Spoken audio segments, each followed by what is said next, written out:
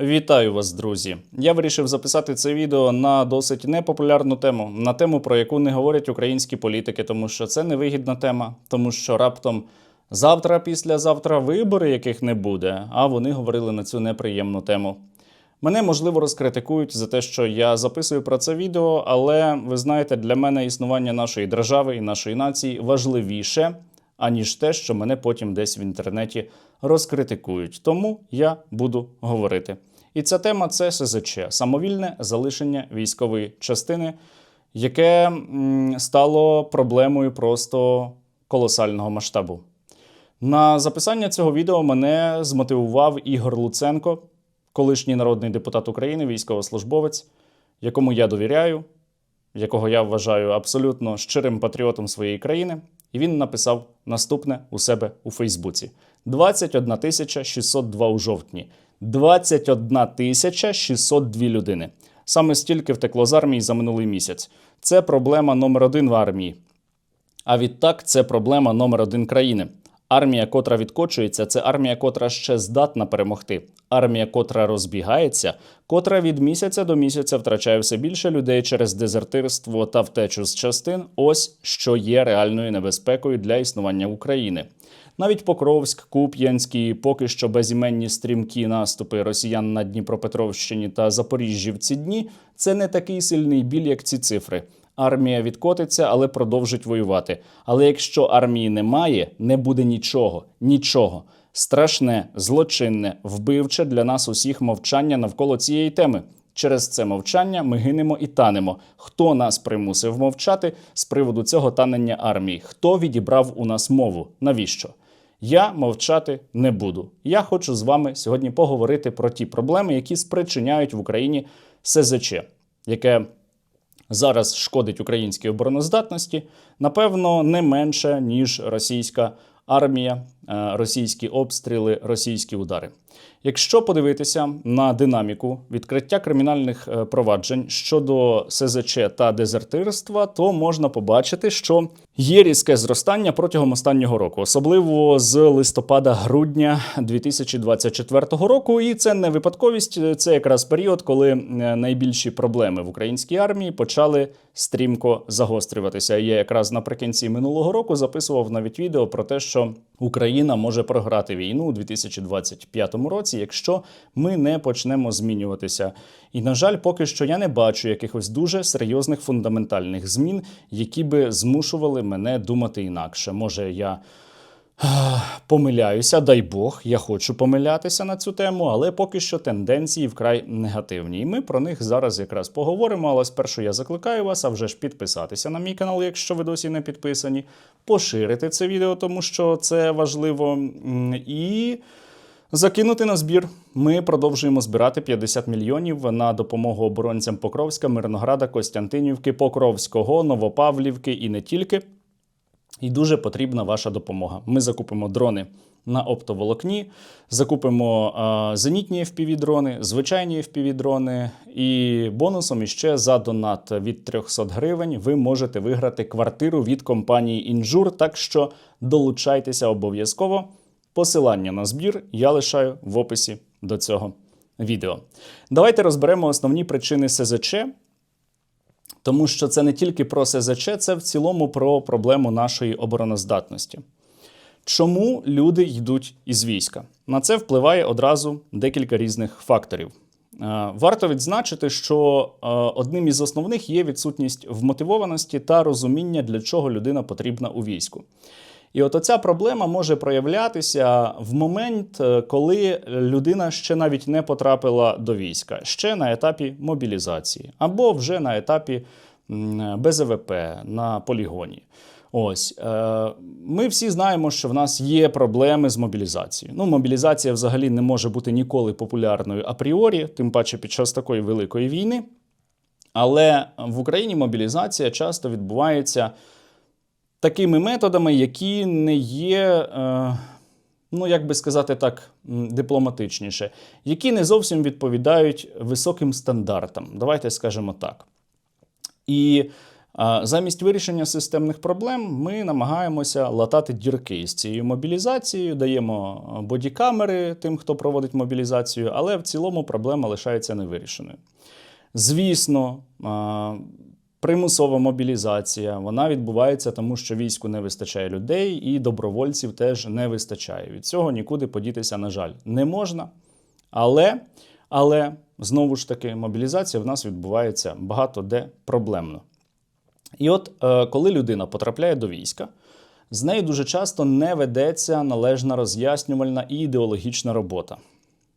Людина просто може не розуміти, для чого вона тут. Не всі громадяни України є національно свідомими. Це факт, просто отак. В будь-якій країні таких людей більшість.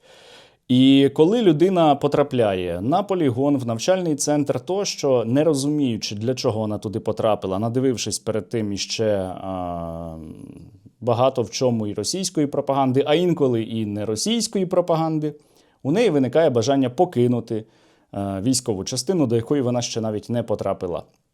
До прикладу, командир батальйону «Вовки да Вінчі» Сергій Філімонов написав нещодавно, що наскільки б ви здивувалися, якби я сказав, що формується ще одна новостворена бригада із числа 150-х, у якої на етапі формування там вже близько 3000 СЗЧ. Для розуміння, штатна чисельність української бригади – це орієнтовно 6000 осіб, тобто 50% особового складу.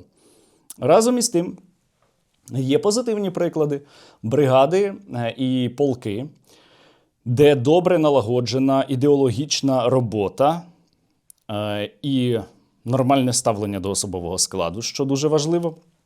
Відсоток СЗЧ є на рівні статистичної похибки. Друга причина, через яку люди йдуть в СЗЧ, і це частіше вже відноситься не до новомобілізованих, а до тих, хто давно перебуває на службі, це відсутність термінів служби. Це невизначеність. Ця тема дуже болюча і дуже складна, тому що насправді для того, щоб з'явилися чіткі терміни служби, і при цьому не обвалилася наша оборона, людей треба набирати іще більше в армію, щоб одні люди могли замінити інших. Але така проблема залишається. І зараз я бачу іще більше критики, коли з'явилися пропозиції встановити терміни служби за підписанням нового контракту.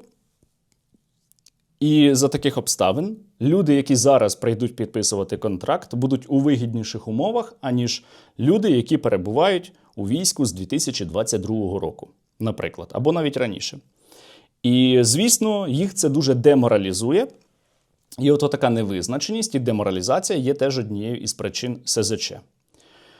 Ми зараз говоримо, до речі, тільки про основні причини СЗЧ, не про інші додаткові, такі як фізичний стан фізичного здоров'я, точніше, проблеми в сім'ї, залежності тощо. Ми говоримо саме про системні проблеми. Ще одна проблема – це грошове забезпечення, яке, не найнижче, але мало би бути значно вище. Ми можемо витрачати гроші на різні програми, на зимову 1000, на національний кешбек, але не підвищуємо заробітну плату військовослужбовцям. Підвищувалися заробітні плати, здається, вже і поліціянтам, і багатьом іншим категоріям від початку повномасштабного вторгнення, а от військовослужбовцям не підвищували. Тим паче тим військовослужбовцям, які знаходяться на тилових посадах. Це теж дуже важливі посади. Військо працює як один великий організм, складний механізм, де на забезпечення військового, який знаходиться на передовій, працює вся основна велика система. І коли там на тилових посадах військові отримують 20-30 тисяч, або навіть на фронті вони отримують 100 тисяч, це недостатня заробітна плата. З позитивного, що я бачу, це те, що український уряд і президент зараз шукають можливостей знайти додаткове фінансування для того, щоб підвищити заробітні плати військовим. Я сподіваюся, вони це зроблять.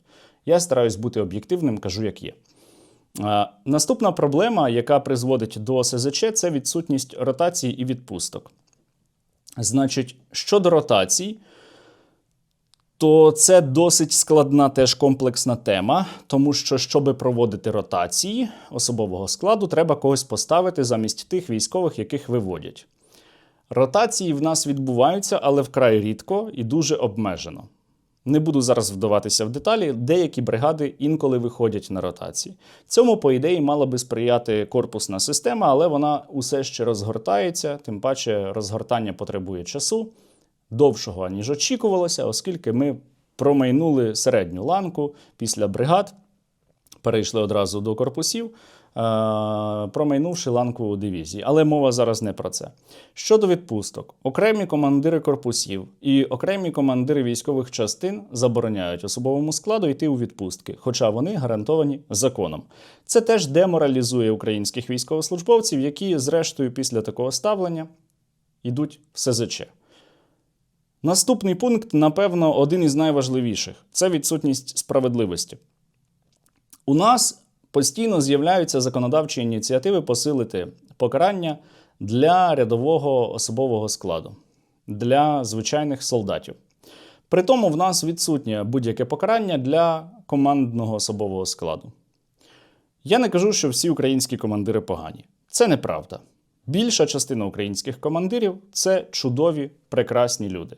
Але є, як і в будь-якій організації, компанії, є частина людей, які не є добросовісними командирами, давайте казати отак. І коли ці командири не несуть відповідальності за відверто злочинні дії, це дуже деморалізує людей. Коли такі командири знущаються зі своїх підлеглих, з особового складу, інколи займаються поборами тощо, і не несуть за це відповідальності, це дуже деморалізує людей. Я зараз кажу не про абстрактні випадки. Я знаю один приклад свого знайомого, який був дуже високо вмотивованим, абсолютно на всі 100% розумів, для чого він у війську, добровольцем. І він пішов у СЗЧ, тому що його комбат до нього ставився так, що він постійно з нього фактично знущався. І цьому військовому не було куди звернутися, куди піти. Ситуація, можливо, буде змінюватися після того, як у нас повноцінно запрацює Офіс військового омбудсмана, але все одно поки що вона залишається дуже складною. Є іще приклад, коли цілий підрозділ зібрався йти в СЗЧ, тому що їхній командир обіцяє їх там знищити. Практично він до них на рівному місці висловлює претензії, хоча хлопці дуже добре себе показують, дуже стараються, знищують ворога, перебувають на одній з найгарячіших ділянок фронту. І коли про цього комбата намагаються вони доповідати нагору, то правильно покарання отримує не комбат, а ті, хто доповідають. Так ось, оця відсутність справедливості є одним із найбільш визначальних факторів СЗЧ. Система працює неправильно. Далі. Моральне і фізичне виснаження. Відсутність відпусток, ротацій спричиняє моральне-психологічне виснаження. Фізичне виснаження також з'являється під час перебування в зоні бойових дій, але найскладніші його форми виникають там, де військовослужбовці перебувають більше 100 днів на позиціях.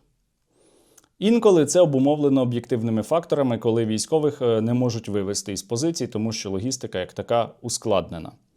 Але інколи це виникає через те, що командир просто мудак. Таке трапляється. І от коли військові, навіть високо вмотивовані, перебувають 100 плюс днів на позиціях, потім вони звідти виходять, дуже часто буває таке, що вони одразу йдуть у СЗЧ. Тому це теж дуже важливий фактор, який треба враховувати. Наступний фактор, який треба враховувати, це поповнення і комплектування, бо це впливає на фізичне і психологічне виснаження тих бригад, тих підрозділів, з'єднань, які не отримують цього поповнення. Зараз ми мобілізовуємо, як я вже, здається, казав на початку випуску, якщо не помиляюся. Це за офіційними даними, близько 30 тисяч осіб на місяць. З них, як ми бачимо, 21 тисяча в жовтні пішла в СЗЧ. Може не 21, але цифри все одно близькі до того. Лишається, умовно, 9-10 тисяч. Ці люди протягом місяця розподіляються по деяких бригадах і деяких полках.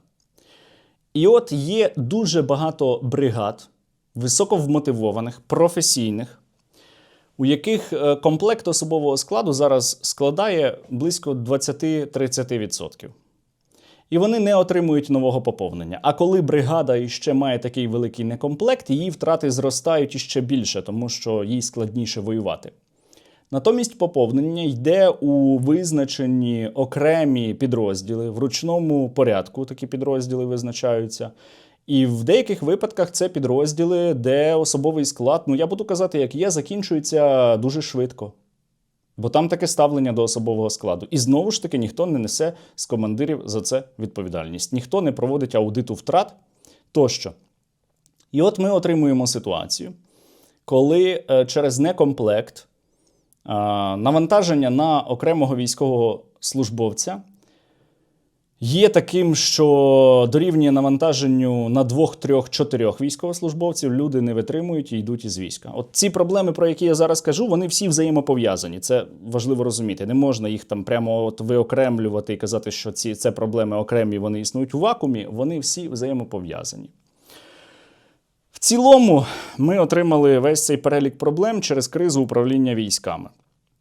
В тому числі є ще таке поширене явище, яке теж призводить і до деморалізації, до зростання втрат, як накази на відновлення втраченого положення, коли підрозділу навіть немає ким тримати оборону.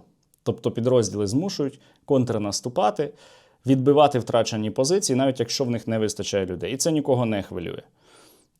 Це призводить до іще більшого виснаження сил, бойових бригад. І це призводить до того, що командири починають більше брехати. Не тому, що вони навіть погані. Вони брешуть вищому командуванню, тому що знають, що якщо скажуть правду, то їх змусять дати команду відправити своїх людей на відновлення втраченого положення, якщо вони скажуть правду про те, що якась позиція була втрачена, і вони втратять іще більше людей. І це таке замкнене коло. Отже, основні причини СЗЧ такі, але це не вичерпний перелік. Ключове питання, до чого ми зараз йдемо. Якщо ми залишимо все так, як є, то ми закінчимося, в нас впаде оборона, і ми можемо прокинутись в один ранок і подивитися, як російські танки в'їжджають, наприклад, у місто Дніпро, тому що фронт обвалився. І не думайте, що це фантастичний сценарій. Зараз, на жаль, багато факторів вказують на те, що до цього все йде. Фронт уже сегментований, єдиної лінії оборони як такої в нас немає, зокрема на Сході. Це частково обумовлено великою кількістю застосування безпілотників, дронів, але також і тим, що у української армії не вистачає людей. Буває на 1 кілометр 5-6 людей. І за таких обставин росіяни будуть намагатися прориватися. Вони вже намагаються. Єдине поки що їм не дає здійснити прорив на оперативну глибину і вийти на оперативний простір, це засилля українських дронів камікадзе. І не тільки камікадзе, і на цьому моменті я знову закликаю вас вже зараз закинути на наш великий збір, посилання на який є в описі до цього відео. Я хочу сказати, що якби не наявність дронів, то росіяни вже би прорвали і обвалили б нашу оборону. Причому обвал був би каскадним, тобто за однією смугою фронту падали би інші сусідні і так по колу. І, в принципі, це могло би призвести до повної втрати керованості українським військом і до поразки у російсько-українській війні із захопленням більшої або всієї території України. Ми знаходимося зараз у дуже кризовому періоді. І багато проблем, які в нас є, ми створили самі собі. Багато з цих проблем мають суто організаційне вирішення. Тобто нам не потрібно, щоб Трамп дав томагавки для того, щоб ухвалити рішення припинити формувати нові бригади, коли в нас не комплект старих. Це теж окрема тема. Досі продовжується формування нових бригад, коли в нас не комплект старих бригад. І через те, що не вистачає ще й офіцерів середньої ланки на формування нових бригад, якість управління цими бригадами падає, і кількість СЗЧ зростає ще більше. Так от нам не потрібно, щоб американський президент або європейські партнери нам щось надали чи щось зробили, щоб ми почали виправляти наші внутрішні проблеми. На жаль, я не бачу зараз єдиної стратегії по виправленню усіх цих проблем. І так я зараз кажу знову про армійську реформу, щоб багато з цих проблем виправити. І чим пізніше ми почнемо цю реформу, тим гірші наслідки ми будемо мати для нашої країни. Але зрештою, друзі, ви знаєте, армійська реформа і не потрібна, якщо в тебе не буде армії. Ну а зараз я закликаю вас знову ж таки задонатити на дрони камікадзе для українського війська. Це надзвичайно важливо. Дуже потрібно терміново зібрати кошти на допомогу нашим підрозділам у Покровську, у Костянтинівці, на Новопавлівському, на Гуляйпільському напрямках. Там дуже чекають на те, що ми поставимо нові дрони. А за минулу добу ми завдяки вам передали до війська іще 211 нових FPV. Хижаки висот дякують благодійному фонду Сергія Стерненка і особисто самому Сергію за наданні таких прекрасних дронів для знищення окупанта. Слава Україні! Героям слава! Доброго ранку! Від імені батальйону безпілотних систем 151-ї бригади я дякую всім українцям, які зробили донати на спільноту Стерненка. Завдяки вашим донатам 151-ша бригада отримала 10 FPV-дронів з катушками на 15 км, а також 10 FPV-дронів з катушками на 20 км. Це означає, що на Куп'янському напрямку ще більше кацапів потрапить на концерт Кобзона. Дякую вам, непереможні, коли об'єднані! Ми бійці 93-ї бригади взводу ВПРК висловлюємо щиру подяку спільноті Стерненка і самому Сергію В'ячеславовичу за надані 30 FPV-дронів на оптоволокні. Росоріс має тривати, тому що Україна у нас одна. Де б ми не були, чи напередку, чи в тилу, чи за кордоном. Тому закликаємо донатити на Росоріс. Слава Україні! Героям слава! Бажаю здоров'я! Ми, бійці Національної гвардії України, висловлюємо слова вдячності спільноті Сергія Стерненка за надані 10 дронів «Стінг». Нехай Небесний Русаріс триває. Слава Україні! Героям слава! Ми бійці 68-ї окремої єгерської бригади, батальйону безпілотних систем «Шершні Довбуша» висловлюємо подяку спільноті Стерненка за надані FPV-дрони на оптоволокні. Донатьте, не зупиняйтесь, доки кількість хороших руських не буде дорівнювати населенню держави-агресора. Дякуємо вам. Слава Україні! Героям слава! Вітаю! Ми підрозділ Прибульче 115-ї окремої механізованої бригади. Оце лахміття летіло бомбити наші мирні міста. Але завдяки вашій підтримці воно більше вже нікуди не полетить. Чим буде більше вашої підтримки, тим буде більше цього лахміття на землі. Сподіваємось на подальшу співпрацю. Слава Україні! Героям слава, друзі! Я вже втомився говорити про те, що ми або змінимося, або загинемо. Це, на жаль, так і є, це не просто гасло. І я записую це відео, навіть розуміючи, що там буде серйозна критика на мою адресу і так далі, але я не можу інакше. Я маю зробити усе залежне від себе для того, щоб наша держава вистояла. І якщо правда комусь неприємна і вона не подобається, вона від цього не перестає бути правдою. Продовжуйте допомагати силам безпеки та оборони України. І так, ми або змінимося, або загинемо.